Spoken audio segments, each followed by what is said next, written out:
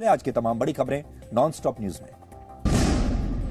Delhi police की special cell ने दिल्ली के लक्ष्मी नगर से एक पाकिस्तानी आतंकी मोहम्मद अशरफ को गिरफ्तार किया है। ये गिरफ्तारी कल रात हुई और आज कोर्ट ने मोहम्मद अशरफ को 14 दिनों की पुलिस रिमांड में भेज दिया। मोहम्मद अशरफ त्योहारों में दिल्ली को दहलाने की फिराक में था। आतंकी के पास से पुलिस ने एक AK-47 और हैंड ग्रेनेड भी बरामद किए। इसने हथियार कालिंदी कुंज के पास यमुना किनारे रेत के नीचे दबा कर रखे थे। रिक्रूट किया गया था पाकिस्तान ISI के एक हैंडलर, कोड नेम जिसका नासिर है, उसने इसको रिक्रूट किया था। आम क्राउड में घुल मिल जाए उस तरह की जिंदगी जी रहा था।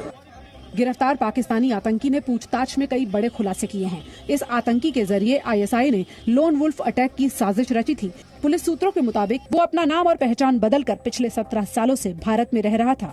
उसे नेपाल के रास्ते भारत भेजा गया था। इसका फर्जी नाम मोहम्मद नूरी है और इसी नाम का फर्जी ID और भारतीय पासपोर्ट इसके पास से मिला।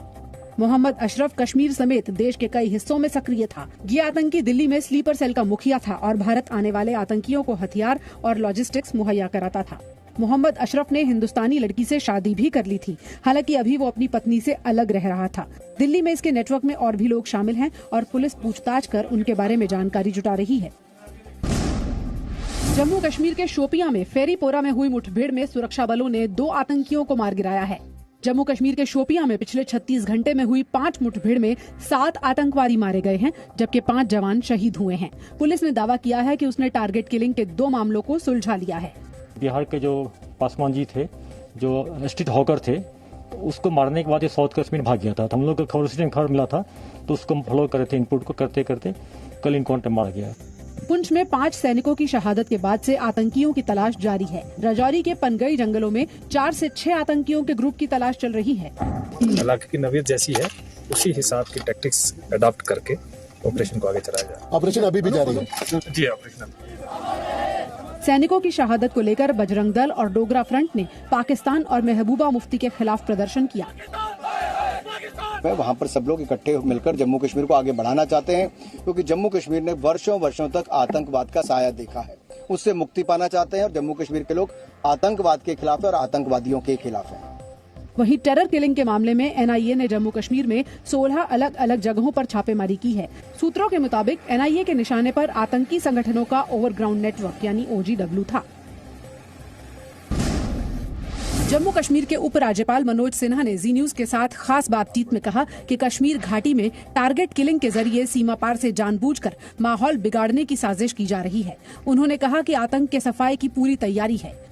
हमारी तैयारी मुकम्मल है। हर व्यक्ति की सुरक्षा हमारी जिम्मेदारी है और अत्यंत ही दुर्भाग्यपूर्ण घटनाएं हुई हैं। मृतकों के प्रति मैं पूरी संवेदना व्यक्त करता हूं और उनके परिजनों के जो आंसू बहे हैं, एक कतरे का हिसाब सूद सहित किया जाएगा। उपराज्यपाल मनोज सिन्हा ने कहा कि जम्मू कश्मीर में 1990 की वापसी आतंकियों का दुष्प्रचार है और वो लोगों को डराने की साजिश रच रहे हैं। 1990 की वापसी ये उनका दुष्प्रचार है, उसमें किसी को फंसने की जरूरत नहीं है। ये उनकी कोशिश है और नाकाम कोशिश है, उसे पूरी तरह नाकाम हम करेंगे। उपराज्यपाल ने कहा कि जम्मू कश्मीर का विकास कोई नहीं रोक सकता और 2-3 घटनाएं सरकार का एजेंडा नहीं बदल सकती। उन्होंने कहा कि शांति खरीदने में नहीं बल्कि शांति कायम करने में भरोसा है। प्रधानमंत्री नरेंद्र मोदी ने कहा कि अफगानिस्तान को आतंकवाद और कट्टरपंथ का अड्डा बनने से रोकना पूरे विश्व की साझा जिम्मेदारी है। अफगानिस्तान के मुद्दे पर G20 की बैठक को संबोधित करते हुए प्रधानमंत्री ने कहा, अफगान नागरिकों को बेरोक-टोक मानवीय सहायता मिलना जरूरी है। अफगानिस्तान में एक सर्वसमावेशी सरकार का होना भी जरूरी है। वहाँ ऐसी सरकार हो जिसमें अल्पसंख्यक और महिलाएं भी शामिल हों। प्रधानमंत्री मोदी ने भारत अफगानिस्तान के पुराने संबंधों का जिक्र करते हुए कहा कि अफगानियों में भारत को लेकर दोस्ती की भावना है। वहाँ के हालात से भारत दुखी है। प्रधानमंत्री मोदी ने मानवाधिकार हनन के नाम पर राजनीति करने वालों को बड़ी नसीहत दी। NHRC के स्थापना दिवस पर प्रधानमंत्री ने कहा कि मानवाधिकार हनन को सियासी चश्मे से देखना लोकतंत्र के लिए खतरनाक है। हम देखते हैं कि ऐसे ही सिलेक्टिव व्यवहार करते हुए कुछ लोग मानव अधिकारों के हनन के नाम पर देश की छवि को भी नुकसान पहुंचाने का प्रयास करते हैं।